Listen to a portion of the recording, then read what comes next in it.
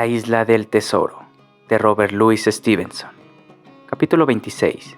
Israel Hands.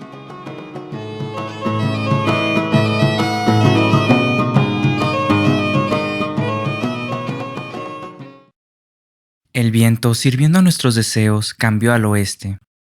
Podíamos navegar con más facilidad desde el extremo noreste de la isla hasta la entrada de la cala del norte.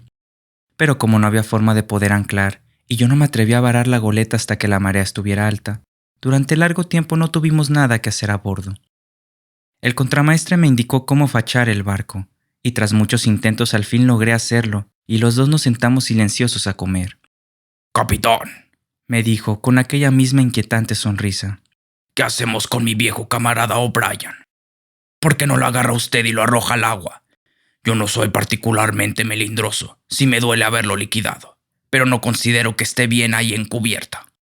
Feo ornamento, ¿no cree usted?»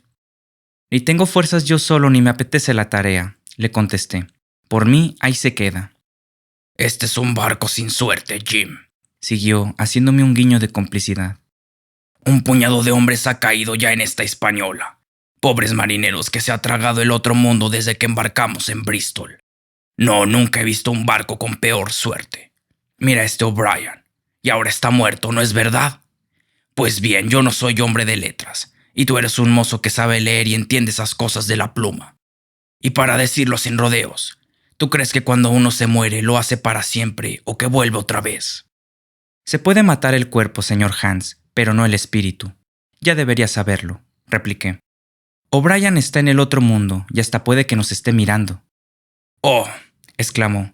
«Pues es de lamentar, porque así es como si matar a uno no fuera más que matar el tiempo. De todos modos, los espíritus no cuentan mucho, por lo que yo sé. No me asusta tener que vérmelas con ellos, Jim. Y ahora que estamos hablando con confianza, te agradecería mucho que bajases al camarote y me trajeras como crujen mis cuadernas. No doy con el nombre. Bien, tú tráeme una botella de vino, Jim, porque este brandy es demasiado fuerte para mi cabeza». Todo aquello no me parecía natural, y desde luego que prefiriese el vino al aguardiente no podía yo creerlo. Aquello no era más que un pretexto. Quería alejarme de la cubierta, de eso no había duda, pero ignoraba con qué propósito. Su mirada esquivaba la mía, sus ojos miraban de soslayo y hacia todas partes, lo mismo hacia los cielos que furtivamente hacia el cadáver de O'Brien. Seguía sonriendo sin cesar y se relamía tan gustosamente que hasta un niño hubiera podido percatarse de que maquinaba alguna artimaña. Pero yo conocía mi terreno, y con alguien en el fondo tan torpe no me resultaba difícil ocultar mis sospechas, y le dije sin vacilar: «¿Vino? Estupendo. ¿Lo quieres blanco o tinto?» «Calculo que viene a ser la misma cosa para mí, compañero», replicó. «Con tal que sea fuerte y abundante, ¿qué importa lo demás?» «De acuerdo», le contesté.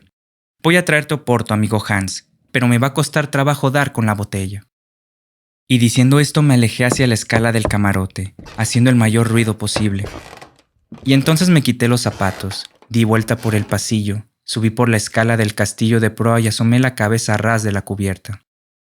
Yo sabía que él no podía ni imaginarse que yo apareciera allí, pero de todas formas fui lo más cauteloso posible, y en verdad que mis sospechas quedaron confirmadas. Hans abandonó su postración, incorporándose dificultosamente, y a pesar de notarse que la pierna le producía un dolor intenso, pues le oí quejarse, cruzó sin embargo la cubierta rápidamente hasta la banda de babor, y de un rollo de maroma sacó un largo cuchillo, o quizás fuera corto, pero estaba hasta la empuñadura tinto en sangre.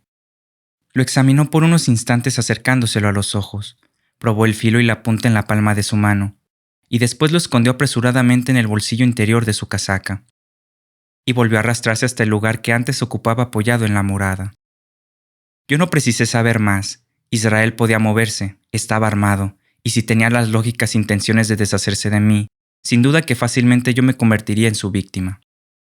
Como pensar arreglárselas después, atravesando la isla a rastras desde la cala del norte hasta la ciénaga donde estaban sus compañeros, o confiando en que estos acudirían en su ayuda, no lo podía imaginar. Pero a pesar de todo tenía la seguridad de que al menos en una cosa podía fiarme de él, puesto que nuestros intereses coincidían, y era en poner a salvo la goleta. Ambos queríamos embarrancarla con el menor daño posible en un lugar seguro, con el fin de que en su momento pudiera ser puesta a flote de nuevo sin demasiado trabajo. y hasta tanto consiguiéramos vararla, mi vida, así lo creía, estaría segura. Al mismo tiempo que meditaba en todas estas cosas, me deslicé de nuevo hasta el camarote. Me calcé mis zapatos y tomé la primera botella de vino que encontré a mano. Aparecí con ella en cubierta. Hans seguía tumbado como un guiñapo donde lo había dejado, y tenía los ojos casi cerrados como si estuviera tan débil que no pudiera resistir la luz del sol. En cuanto me vio, alzó su mirada, tomó la botella, rompió el cuello con la maestría del que está habituado a hacerlo, y dio un largo trago que solemnizó con un brindis. ¡Suerte! Después se quedó un rato tranquilo, y luego, sacando un pedazo de tabaco, me pidió que le cortase un trozo. «Córtame un cacho», me dijo. «porque no tengo navaja ni fuerzas. Ojalá las tuviera. Ah, Jim, creo que he perdido mis estáis. Córtame un cacho porque me temo que no vas a cortarme muchos más, muchacho. Voy a hacer mi último viaje y no hay que engañarse». «Bien», le dije, «te cortaré el tabaco. Pero si yo estuviera en tu lugar y me creyera tan condenado, me pondría a rezar como un buen cristiano». «¿Por qué?», me contestó. «Dime por qué». «¿Por qué?», exclamé. «Hace poco me hablabas de los muertos.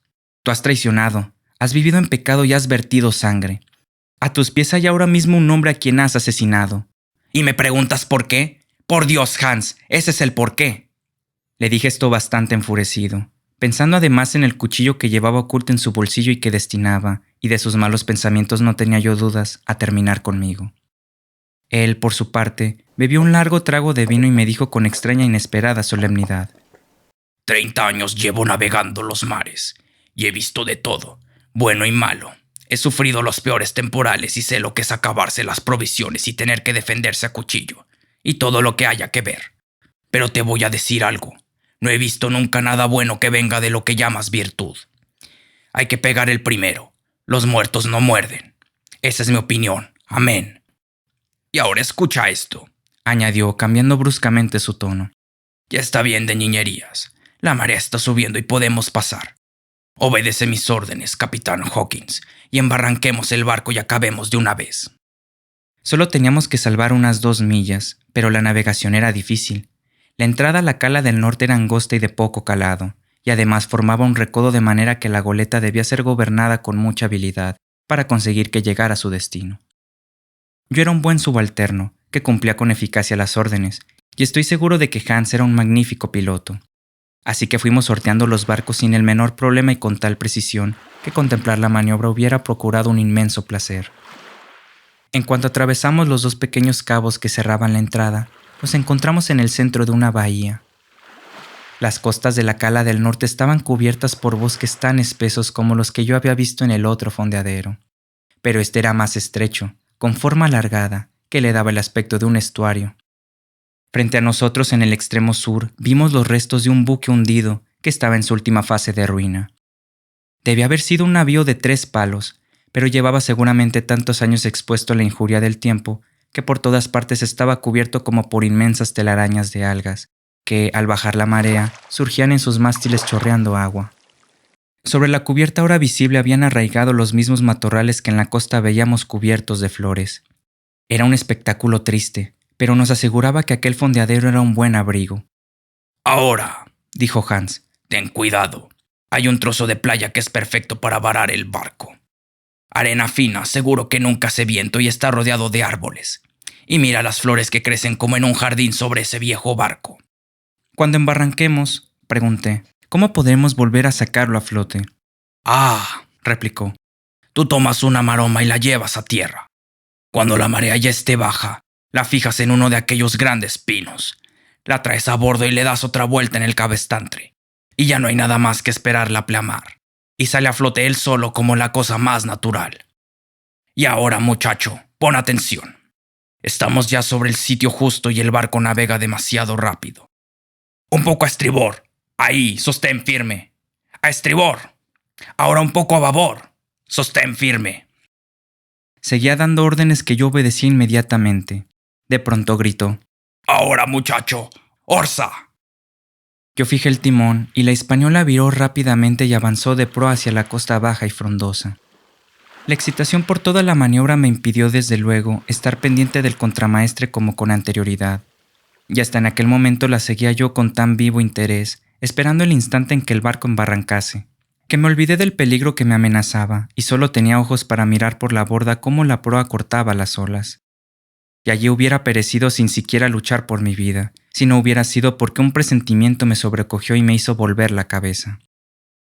Quizá fue un ruido, o que vi la sombra de Hans con el rabillo del ojo, acaso un instinto como el de los gatos, pero el caso es que cuando miré hacia atrás, allí estaba Hans ya casi sobre mí con el cuchillo en su mano derecha. Recuerdo que los dos gritamos cuando nuestros ojos se encontraron, pero si el mío fue un grito de terror, el suyo era una especie de bufido salvaje, como el de un toro al embestir. Saltó sobre mí al mismo tiempo que daba aquel furioso alarido, y yo salté como pude hacia el castillo de proa. Al precipitarme para esquivar su golpe, solté el timón, y la rueda empezó a girar violentamente a sotavento. Creo que eso fue lo que me salvó la vida, porque al girar dio a Hans en el pecho con tal violencia que quedó parado en seco. Antes de que él se recobrara ya me había puesto a salvo, escapando de aquel rincón donde podría acorralarme. Ahora tenía toda la cubierta libre para esquivar sus ataques. Me protegí tras el palo mayor y saqué mi pistola. Él venía directamente hacia mí blandiendo el cuchillo. Apunté con serenidad y apreté el gatillo, pero no se produjo el disparo. El agua del mar había inutilizado mi arma. Me maldije a mí mismo por ese descuido. ¿Cómo no se me había ocurrido cebar de nuevo la pistola y comprobar su carga? En aquellas circunstancias yo no era más que una oveja esperando a su carnicero. Aunque Hans estaba herido, era increíble la habilidad con que se movía, y parecía un demonio con el pelo aceitoso cayéndole sobre su rostro y las mejillas encendidas por la agitación o por la furia. Yo no tenía tiempo de probar la otra pistola, ni demasiada confianza en que no estuviera inservible.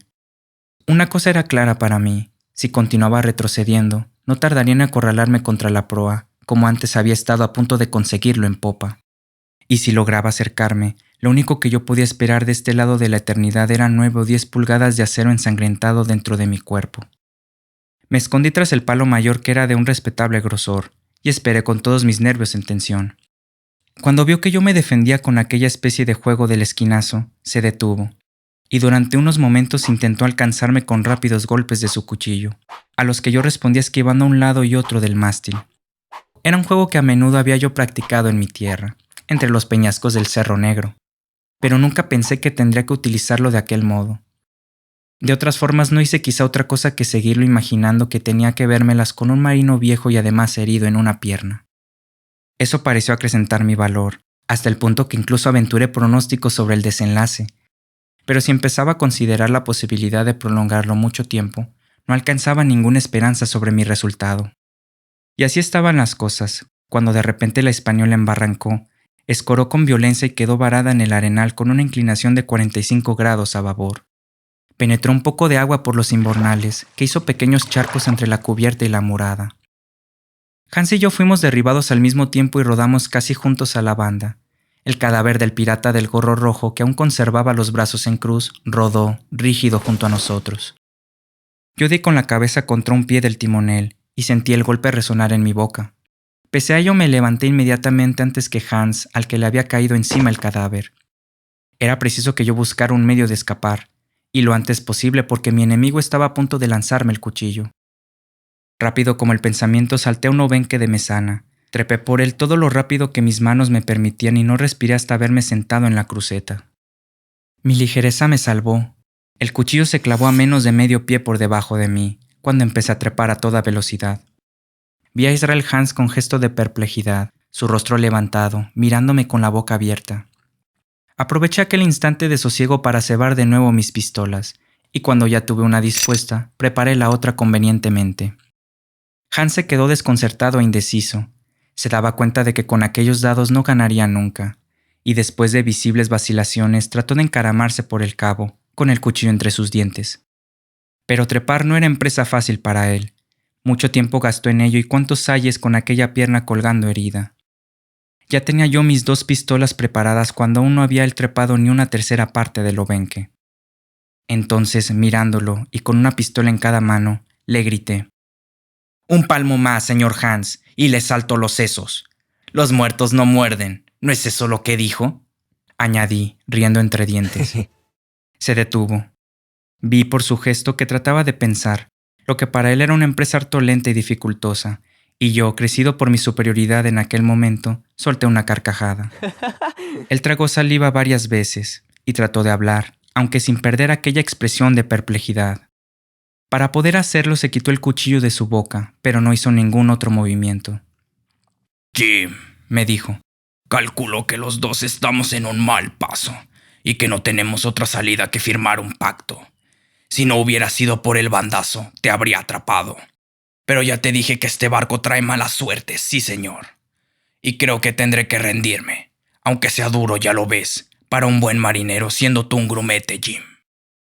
Saboreaba yo estas palabras, tan sonriente y ufano como un gallo en su corral, cuando de improviso vi a Hans que echó la mano atrás por encima del hombro. Algo silbó en el aire como una flecha. Sentí un golpe y después un agudo dolor, y quedé clavado por mi hombro contra el mástil. Ni lo pensé. El dolor era muy fuerte y no menos mi sorpresa. Nunca he sabido si quise disparar o no, pero apreté los dos gatillos. Ambas pistolas cayeron de mis manos, y junto a ellas con un grito ahogado, el timonel Israel Hans se soltó del lobenque y cayó de cabeza al mar. Escuchaste Letras Abiertas. Nos escuchamos en el siguiente capítulo de La Isla del Tesoro.